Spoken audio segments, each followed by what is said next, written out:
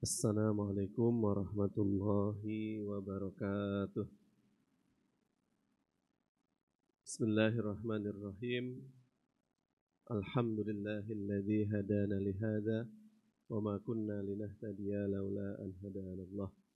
Ashhadu an la ilaha illallah wahdahu la syarikalah wa ashhadu anna sayyidana wa nabiyyana wa maulana Muhammad abduhu wa rasuluhu la nabiyya ba'dah. Qala Allah Ta'ala fil Qur'anil Karim wa huwa asdaqul qailin ba'da a'udzu billahi minasy syaithanir rajim. Bismillahirrahmanirrahim. Innamas shadaqatu lil fuqara'i wal masakin wal 'amilina 'alaiha wal mu'allafati qulubuhum wa fir riqabi wal gharimin wa fi sabilillahi wa ibnis sabil. Shadaqallahul azim. Yang kami muliakan, yang kami hormati seluruh jamaah Masjid Suciati Saliman. Mudah-mudahan semuanya selalu sehat, selalu istiqomah, selalu dalam lindungan Allah Subhanahu wa Ta'ala. Langsung saja kita ke kitab Kifayatul Akhyar karya Imam Taqiyuddin Al-Hisni. Ila hadratin Nabil Mustafa sallallahu alaihi wasallam wa ala alihi wa ashabihi wa azwajihi wa dzurriyyatihi wa ahli baitil kiram wa ila ruhi jami masyaikhi wa masyaikhina wa khususan ila muallifi hadzal kitab Imam Taqiyuddin Al-Hisni. Nafa'ana Allahu bihim wa bi ulumihim fi darain. Al-Fatihah. A'udzu billahi minasyaitonir rajim. Bismillahirrahmanirrahim. Alhamdulillahi rabbil alamin. Arrahmanir rahim. Maliki yaumiddin. Iyyaka na'budu wa iyyaka nasta'in. Ihdinas siratal mustaqim. Siratal ladzina an'amta 'alaihim ghairil maghdubi 'alaihim waladdallin. Bismillahirrahmanirrahim. Qala al-muallifu rahimahullah wa nafa'ana Allahu bihi wa bi ulumihi fi darain. Faslun fi masarifiz zakati. Wa tudfa'uz zakatu ila asnafis samaniyah. Dan zakat diberikan kepada 8 asnaf atau 8 golongan. Alladzina dzakarahumullahu ta'ala fi kitabihi, yang sudah disebut secara langsung oleh Allah Subhanahu wa Ta'ala dalam Al-Quran Al-Karim, surah At-Taubah ayat ke 60. Jadi ada 8 golongan yang berhak menerima zakat. Nah, pertanyaannya, apakah 8 golongan ini wajib mendapat bagian zakat semuanya, 8-8-nya, atau yang memungkinkan bisa dijangkau oleh amil di daerah tersebut saja. Artinya tidak harus 8-8-nya wajib ditasarrufkan zakat tersebut. Imam Syafi'i berpendapat bahwa wajib tersalurkan zakat tersebut kepada 8 golongan ini. Di mana ada satu komunitas umat Islam, maka dia wajib menyalurkan zakatnya, hasil pengumpulan zakatnya kepada 8 golongan ini. Kalau hanya 7 yang terkumpul, 1 belum, berarti belum selesai zakatnya. Wajib semuanya. Tapi menurut pendapat Imam Malik dan juga diikuti jumhur, termasuk dikuatkan oleh Imam Ibnu Jarir At-Tabari dalam menafsirkan surat At-Taubah tadi, beliau berpendapat, maksud dari ayat ini untuk menjelaskan bahwa ada 8 golongan yang berhak mendapatkan zakat umat Islam. Tetapi tidak bermaksud untuk semuanya wajib diberi. Artinya kalau di komunitas itu misalnya ada 7 asnaf tapi kurang 1, misalnya di sana tidak ada mu'allaf, maka boleh-boleh saja menurut pendapat Imam Malik dan juga diikuti oleh jumhur ulama, termasuk Imam Ibnu Jarir At-Tabari. Apa saja 8 golongan tersebut? tadi dijelaskan innamas shadaqatu lil fuqara'i wal masakin. Jadi sesungguhnya zakat itu disalurkan kepada yang pertama lil fuqara, yang kedua masakin, orang-orang miskin, wal amilina 'alaiha dan para amil. Lalu wal mu'allafati qulubuhum, yang hatinya dilunakkan atau hatinya ditundukkan, dijinakkan. Terus wafir riqab dan juga wal gharimin, dan orang-orang gharimin. Nanti kita akan jelaskan satu persatu. Wa fi sabilillah, dan kepada yang fi sabilillah, dan juga wabnis sabil, dan kepada ibnu sabil. Yang pertama, golongan yang pertama adalah al-fuqara. Siapa fuqara itu? Wahaddul fakir, kata Imam Taqiyuddin Al-Hisni, huwallazi la mala lahu. Orang yang tidak memiliki harta, juga tidak memiliki mata pencaharian. Ini yang dikategorikan dengan fakir. Atau dia punya harta atau pekerjaan, mata pencaharian, tetapi dia tidak, harta dan mata pencaharian tidak dapat mencukupi kebutuhannya.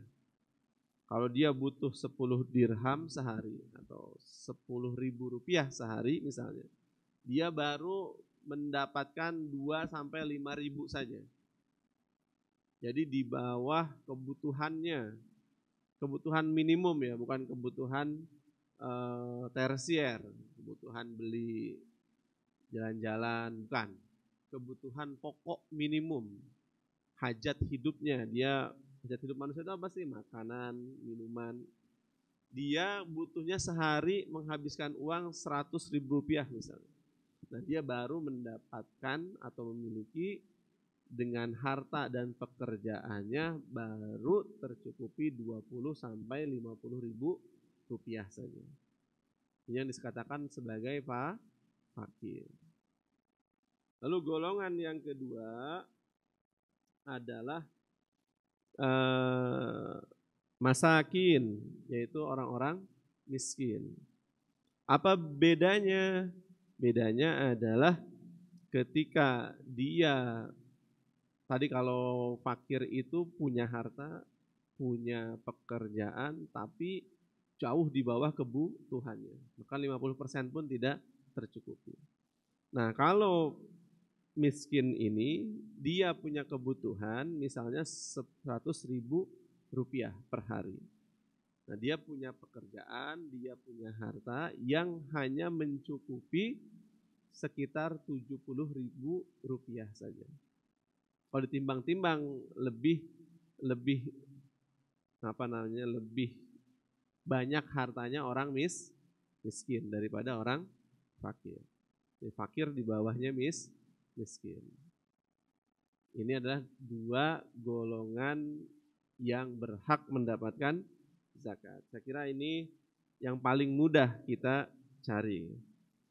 Nah, masalahnya adalah di Indonesia hari ini kita belum ada standarisasi ini. Standarisasi fakir, standarisasi miskin. Ini biasanya akan ramai dibahas standar ini ketika mau pilpres, mau pilkada. Nanti berdebat tuh, kalau yang petahana pasti menggunakan data miskin itu ya BPS ya. Nanti kalau yang lawannya misalnya menggunakan data Bank Dunia, standar miskin. Nah, kita sendiri belum benar-benar memiliki standar miskin yang sama. Misalnya badan amil kita itu belum ada satupun yang memiliki data lengkap mustahik sampai hari ini. Data yang disepakati oleh semua ya maksudnya. Data yang semua setuju bahwa oh itu betul, ini adalah asnaf mustahik. Itu kita belum punya sampai hari ini.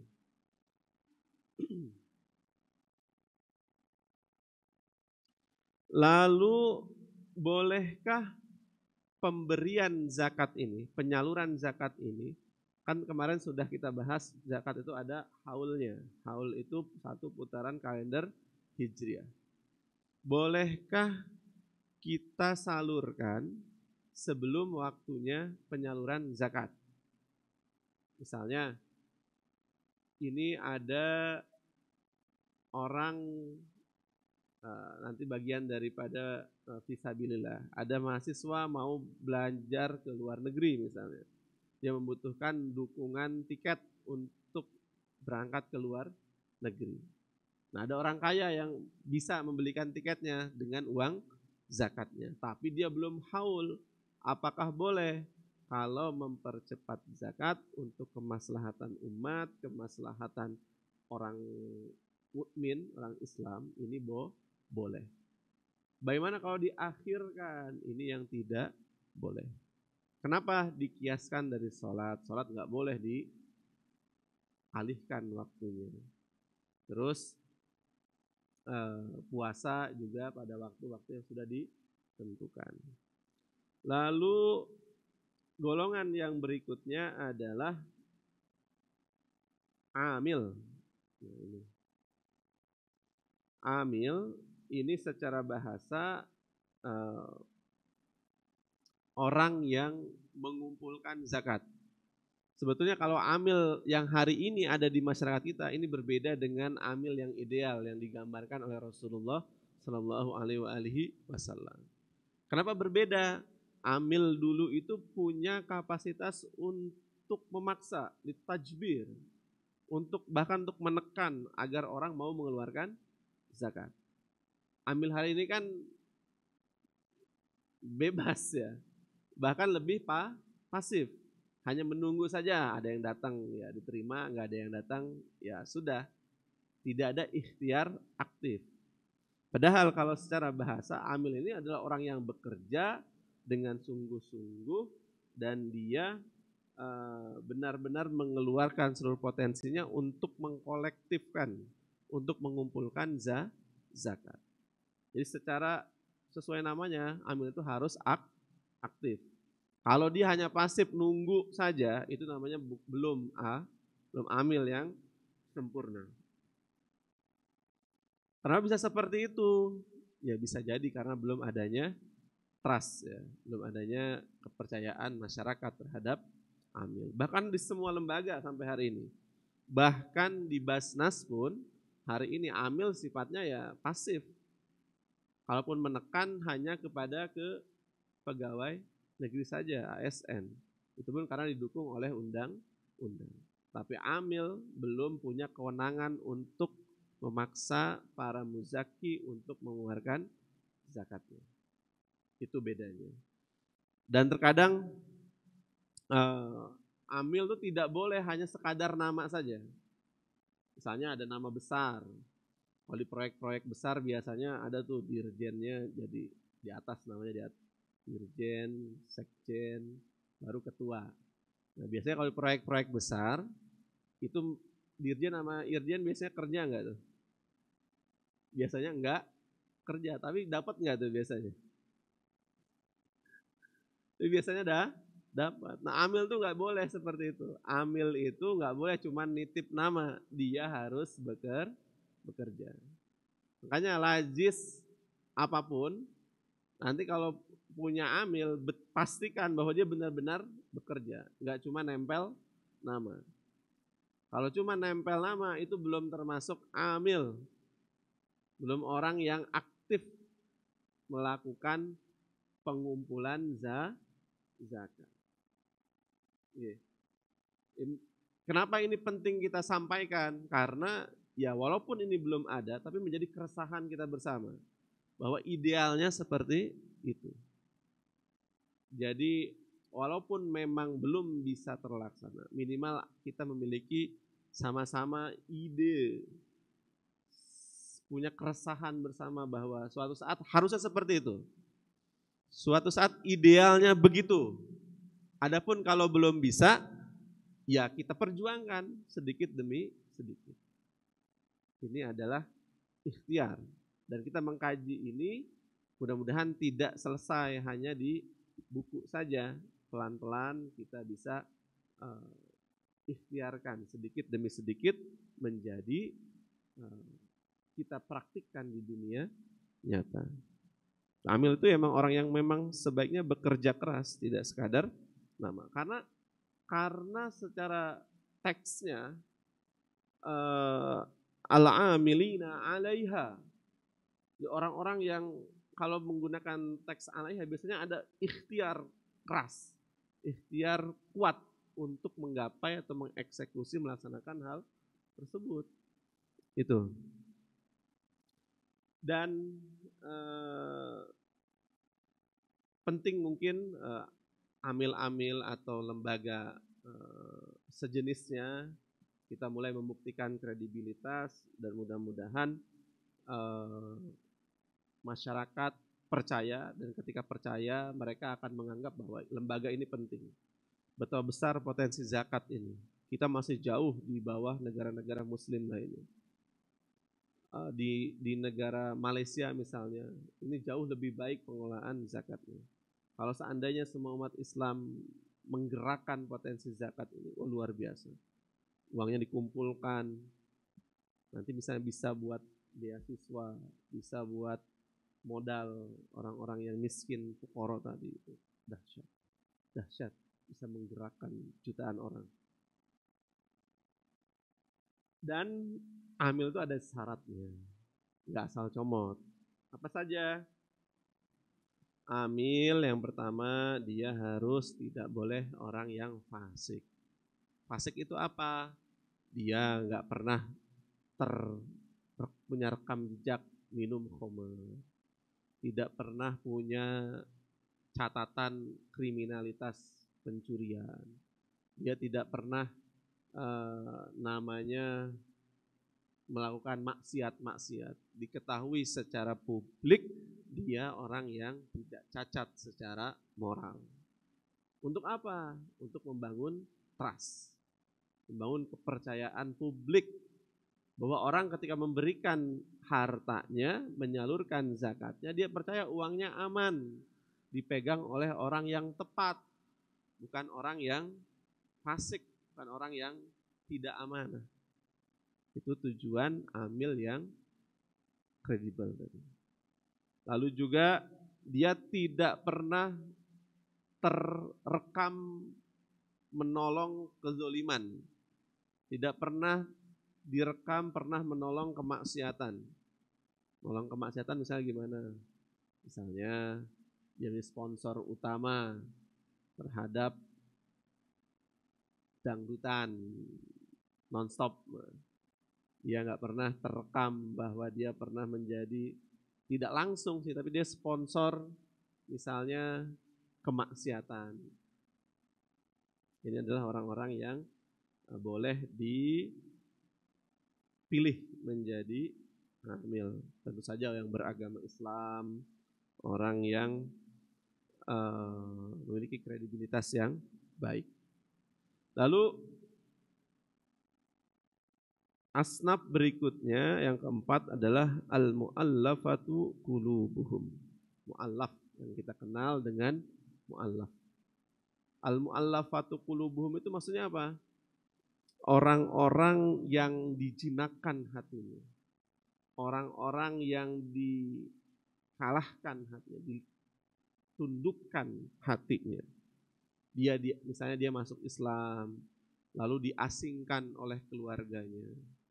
Saya punya teman ketika masuk Islam, dia punya bisnis keluarga, dikeluarkan dari bisnis keluarganya, dibuang, diasingkan.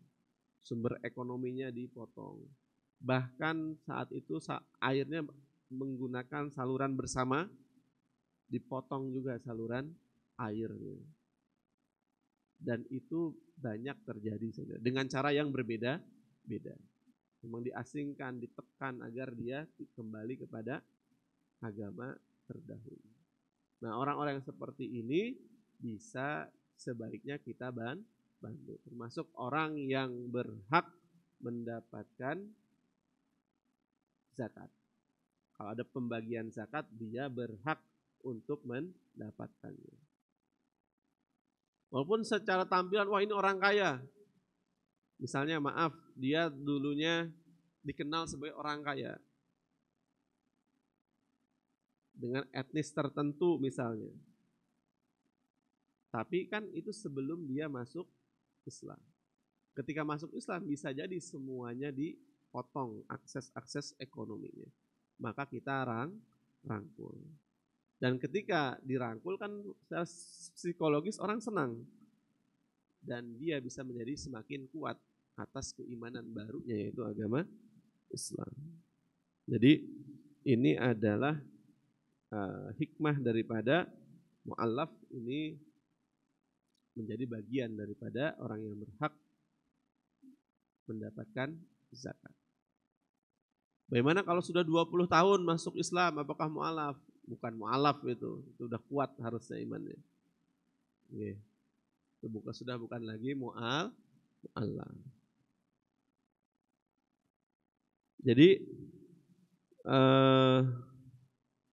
atau juga kita memberi orang-orang yang beriman tetapi dia misalnya belum masuk Islam, hampir masuk Islam. Nah, kita juga boleh memberikan kepada orang-orang yang sudah terindikasi hampir masuk kepada Islam. Dia tinggal selangkah lagi nih bersyahadat, sudah terlihat sangat ingin masuk Islam. Itu juga boleh, bagian daripada dakwah Islamiyah. Kita mengajak kepada agama Islam. Agar apa? Dia merasa rangkul, diberikan dukungan berupa kekuatan ekonomi.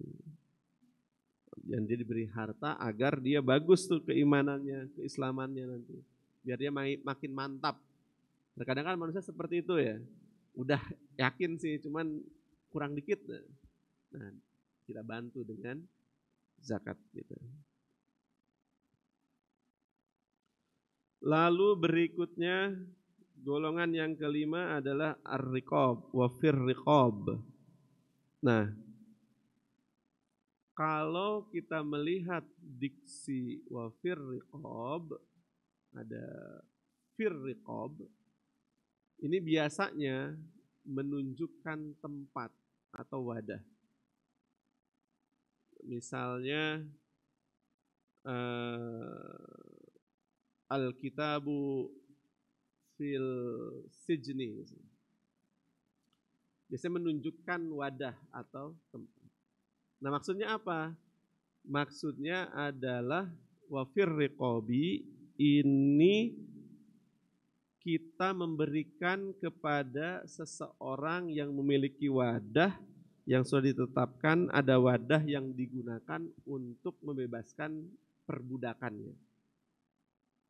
Maksudnya gimana? Maksudnya sudah ada baik lembaga atau seseorang yang menjamin kebebasan orang tersebut. Kenapa harus sudah ada wadahnya? Karena kalau langsung diberikan kepada hambanya, hamba sahaya, ini berbicara hamba sahaya, itu dia tidak punya kekuatan apapun bahkan untuk mengolah uangnya. Khawatir ketika diberi oleh orang lain, diambil alih uangnya oleh majikannya. Dan seorang hamba sahaya tidak punya kekuatan untuk mempertahankan uangnya. Makanya dipastikan adalah orang yang sedang mengusahakan pembebasan dirinya, pelunasan dirinya. Terbayang belum? Pelunasan hamba saya. Jadi zaman dahulu kala itu ada yang namanya budak. Hamba, budak. Seseorang bisa memiliki budak. Orang ingin mendapatkan budak bisa membeli. Jadi biasa satu manusia membeli manusia yang lain yang namanya budak. Itu praktik zaman dahulu kala. Atau kalau sekarang, kalau kita misalnya mau menarik ke konteks masa kini, bisa jadi wafir riqabi dimaknai, ditafsirkan oleh ulama kontemporer, bermakna adalah orang yang memiliki kontrak kerja yang dia merasa diperbudak tetapi dia tidak bisa keluar. Beberapa waktu lalu kita pernah mendengar saudara kita yang dijebak, saya lupa Kamboja atau Vietnam. Ya, ada ya. Kamboja kalau tidak salah. Itu tidak bisa keluar karena dia terikat oleh kontrak. Nah ini kalau kita menerjemahkan fir riqab dengan konteks kontemporer, bisa jadi orang-orang yang terikat kontrak mati tersebut, ini yang boleh kita pakai uang zakat ini untuk membebaskan orang-orang yang terikat oleh kontrak. Misalnya TKI, TKW, buruh migran yang memang dijebak. Ya. Saya pernah bertemu ABK, itu dia bekerja di kapal perusahaan Cina. Itu memang dijebak. Dan ngerinya yang menjebak itu bukan orang Cinanya, bangsanya sendiri, orang Indonesia sendiri.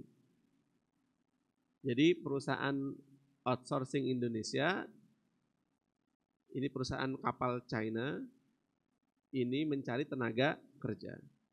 Dia mencari kerja ke perusahaan Indonesia yang menyediakan tenaga kerja. Dan ini dia mencari pekerja dari pelosok-pelosok Indonesia. Terus dia kumpulkan, dia cari, diiming-imingi dengan uang yang besar, nanti dimodali dulu sebagian, nanti ditahan pasportnya, ditahan rekeningnya, nanti si perusahaan Cina transfer ke rekening perusahaan Indonesia ini. Dan uangnya ditahan oleh perusahaan Indonesia ini. Itu terjadi. Jadi ngeri, mengerikan. Tega ya, ada manusia menjual manusia lagi dengan konteks modern. Sampai sekarang masih ada. Sampai hari ini. Itu kalau konsulat-konsulat Indonesia misalnya di luar negeri, itu kerjaannya sekarang salah satunya adalah ini, human trafficking. Kok kayaknya nggak mungkin abad 21 ada perbudakan. Faktanya ada, masih banyak sampai hari ini. Sering kita dengar berita ada jenazah dipulangkan ke NTT. Itu contoh perbudakan modern. Kalau kita melihat itu, maka wafir riqabi sampai hari ini masih ada. Dan zakat bisa menjadi alternatif untuk memberikan uang tersebut untuk pembebasan kontrak mati yang tidak adil tadi. Itu adalah zakat, manfaat daripada zakat. Lalu golongan yang keenam al-gharimun adalah kita bisa memberikan zakat kita untuk orang-orang yang terbebani atau terlilit utang. Yang perjanjian utang tersebut mungkin awalnya oke-oke saja, lancar-lancar saja. Dibuat secara baik, dibuat secara jujur, tetapi kemudian karena faktor yang bukan kesalahan dirinya, faktor krisis misalnya di luar kendali dirinya, mereka tidak mampu lagi membayar utangnya. Misalnya perjanjian bisnis antara satu orang dengan orang lainnya. Terus karena satu masalah di luar kendali dirinya, dia kehilangan semua asetnya, kehilangan semua uangnya. Nah, orang tersebut boleh menerima zakat. Atau dia menghutang untuk bersedekah misalnya. Itu orang tersebut boleh mendapatkan zakat. Walaupun secara tampilan fisik masih sangat meyakinkan. Maksudnya secara fisik ini wong sugih kurang lebih gitulah. Tapi bisa jadi dia habis semua asetnya. Nah ini fungsinya amil yang kredibel. Amil kalau tidak kredibel tidak bisa tuh melacak orang-orang yang ghorimin seperti ini. Disangkanya kalau punya aset bagus, rumah bagus pasti kaya, enggak mesti. Bisa jadi dia terlilit utang. Bisa kita bantu. Tuh. Lalu yang ke-7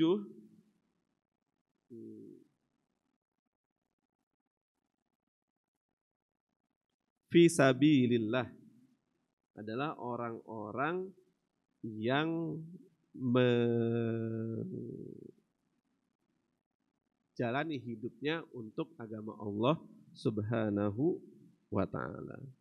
Orang yang pergi berperang untuk agama Allah, orang-orang yang berjihad untuk mencari ilmu Allah, orang-orang yang mendedikasikan seluruh hidupnya untuk Allah Subhanahu wa ta'ala bisa masuk ke dalam kategori fisabilillah. Tuh. Tetapi sayangnya hari ini belum ada tuh standarisasi mustahik. Sabilillah yang benar itu apa sih? Standarnya apa? Nominasinya apa?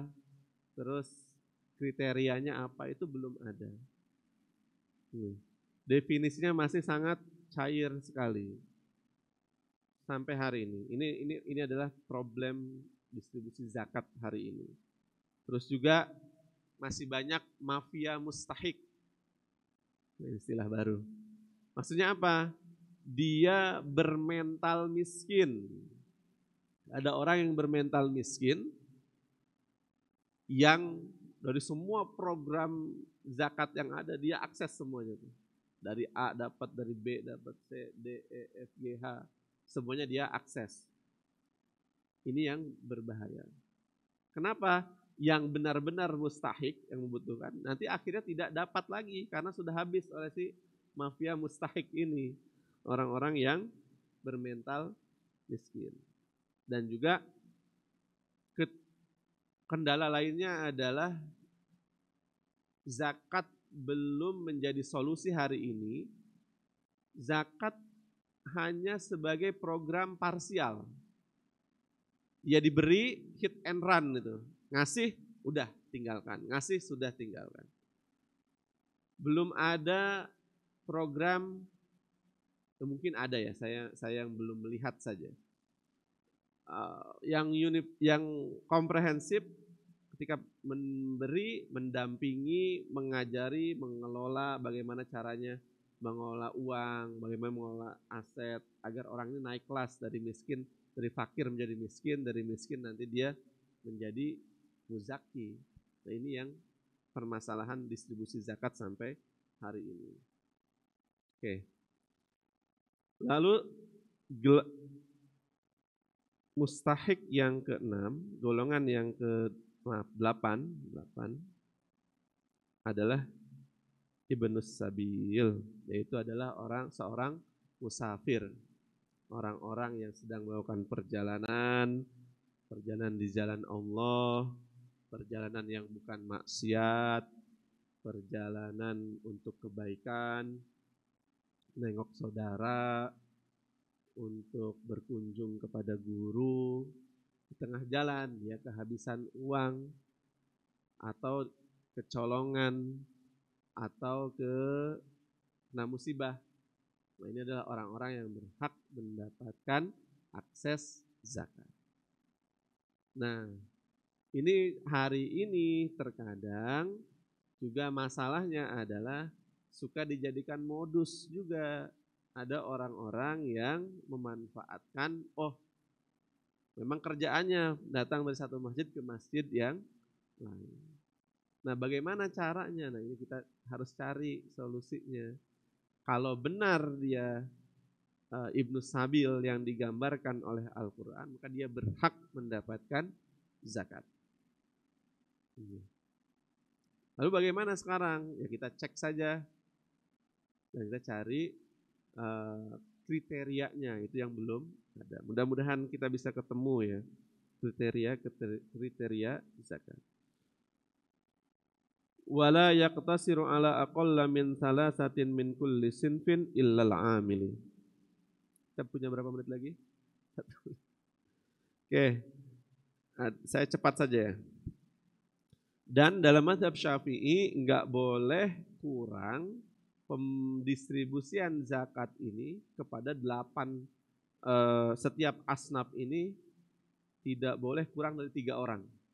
Kecuali amil. Kalau amil 1 orang saja boleh. Nah, ini itu adalah mazhab Syafi'i. Wa khamsatun la yazuzu daf'uha ilaihim. Ada 5 orang yang tidak boleh mendapatkan zakat. Pertama, orang al-ghaniyyu bimalin au kasbin, orang kaya secara harta maupun mata pencaharian. Dia kaya, dia nggak boleh mendapatkan zakat. Wal abdu, seorang hamba sahaya. Tadi saya sudah bahas nih kenapa dia tidak boleh. Tapi wafir riqab boleh, itu berhak. Tapi kepada hamba sahaya itu tidak boleh. Wa banu Hashimin wa banul Mutallibi, kepada Bani Hashim. Bani Hashim ini keturunan dari Hashim. Jadi gini, Bani Hashim itu adalah keluarga besarnya Nabi. Nabi ini termasuk Bani Hashim. Hashim bin Abdi Munaf atau Abdi Manaf, sama aja. Hashim punya anak namanya Abdul Muthalib. Abdul Muthalib punya anak namanya Abdullah. Abdullah punya putra namanya Nabi Yuna Muhammad sallallahu alaihi wasallam. Nah, Bani Hashim ini keluarga-keluarga dekat Nabi ini tidak boleh mendapatkan zakat. Jadi kalau ada Habib minta zakat berarti bukan Habib. Terus juga Banu Muthalib.